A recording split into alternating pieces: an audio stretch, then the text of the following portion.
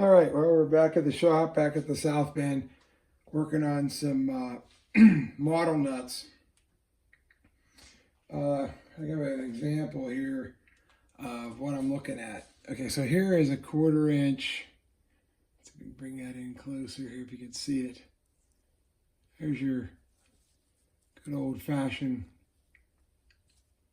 1/4 inch with the square head. Okay, so on that climax, this would have been, I think what it was, either, I think it's a 3/4 inch, inch head on that. And then the shaft of the screw, the bolt here, I'm using a 1032 to simulate that scale down. I'm trying a couple of solutions. One was this is one fail here, if you can see that,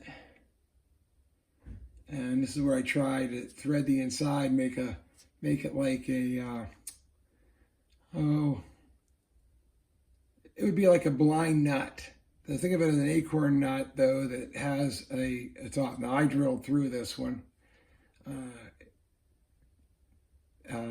but you get the gist of it. And then that would have been on the end, and then I would just take a piece of threaded rod and make it to whatever length I want, and then put a nut on the back side, and I'd be done. But that, I don't know, that's kind of, it just wasn't what I was looking for. So let's see, I messed around. Oh, here's another one I did like that. There's an example. Here again, this is the first one I did, and you can see I drilled just a little too far. And I didn't put the decorative chamfer on the top either. That goes around there, as you can see there on the real one. You can see how there's I hope the lighting picks that up. You can see that nice rounded. You really do notice that on a square, and a hex too, but definitely on the square. Now I have another one here, and I'm not sure where I put it, but I basically took I started working on these. These are just basically the nut coming off of the lathe as it is right now. drilling through, threading for 1032, then parting them at 200 thousandths thick, and it seems to look pretty good. It's got a nice, it's thick. That seems to be a good proportion. I just don't know where I put that the finished one. But what I did with the finished one is I cut off a stud and basically oh, I don't know where it's at. Maybe I'll pause here and find it. All right, I'm back. Here we go. Okay, so there I took it, and so that's basically, I turned the nut on it, put it on the a stud, run it through, and then I ground it, and then, I mean, that's black Sharpie on there right now. I was just trying it, and I don't know, I mean, up close, I guess you can see that, but you know, hey, 5 feet, 20 foot, does it look like a square-headed bolt? I don't know, you tell me. I better do better. Thought about maybe heating it up, and if I fluxed that, maybe even a little soft solder. I don't know. I just don't know how much I want to go through. But that's what I'm working on. I don't know if I can see on the lathe there. Let me see if I can. There's this 2x feature here. I have the, I don't have a collet or anything for square stock. So what I did was made that for the 3-jaw. It's a just fit for that key stock, quarter square key stock. And I mean, the 5/16 bolt is obviously overkill, but it is nice because you can use a bigger wrench. But yeah, you just snug it, pull out about an inch of it, snug it down, and then drill down in, thread a few, part them off, set them over here, lose a few, you know, whatever it takes. I've got about 40 of these to make. So I don't know. I'm going to do a few more and then maybe take a break on it. See what, I don't know, unless I come up with something else. This is a case where you like to buy these, but I don't even know what they would want a piece. And I don't know. I think, what do you think I should do? I don't know. Throw some in the comments. I have a whole bunch of brass studs, but that's not going to look good. Then I thought about maybe if I set that down on something, leave it a little bit proud. And then, oh, this is a stainless steel bolt too. So that's, yeah, I don't know. It's not, so it is a dissimilar, but I thought about maybe smacking it with a hammer a couple times. I kind of peen that back over a little bit. And then,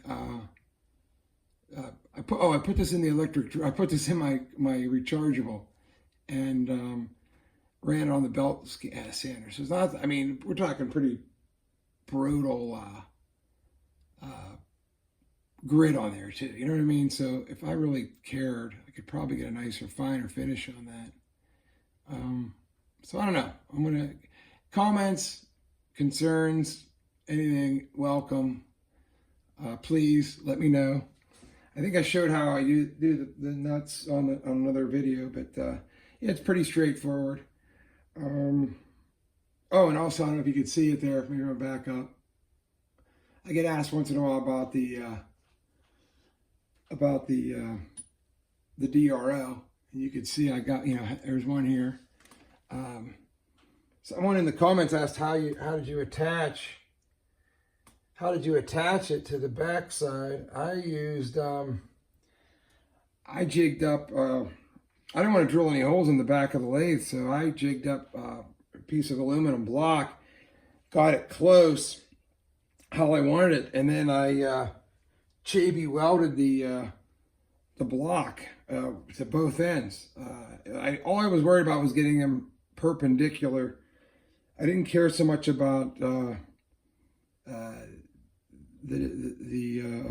inline vertically, because I knew I could shim the scale in and out. So I think I showed video of that a while back, but yeah, and that works great. This is a cheap Chinese Viver, but it works good. On the cross slide though, I didn't want to have that big scale on top, so I tried this. What you see there, it's a piece of aluminum, 1/8 inch, I believe. I bent it to add some strength to it, and then I have the scale underneath of that, and basically it feeds off. There's a rod that comes, there's a shuttle on the top of it, as you know, what would normally attach to directly to your whatever is moving. And I have a rod on that, and that rod comes back in and then goes inside here, you know, the cross slide, and attaches. So when the cross slide moves, the rod moves, it moves the shuttle, and I get a readout. So yeah, I mean, it's working great. It's out of the way, you know, in around here. Don't have anything. I think it's I don't know if I've seen it anywhere. Probably it's probably someone else's idea. Maybe I did, but it doesn't matter. But it works real well, and it's very repeatable. It doesn't get in the way. I mean, I know it's over here. I don't know if you could see it there.